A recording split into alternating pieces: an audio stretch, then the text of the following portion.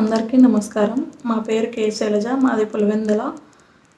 విశ్వరూప సందర్శన యోగం నుంచి 53వ శ్లోకం.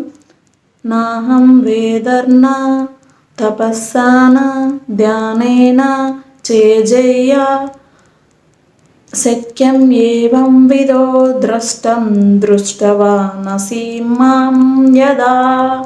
ఈ శ్లోకం నిరాకారానికి సంబంధించినది.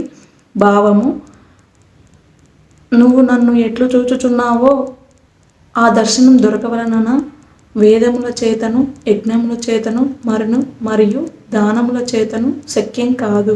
వివరణ: అర్జునుడు పరమాత్మ దర్శనం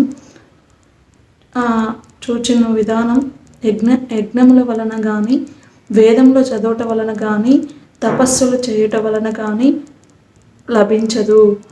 కొందరు తపస్సులు చేయడం వలన ఎవరినైనా ప్రత్యక్షం చేసుకోవచ్చునని అనుకొందుచుందురు.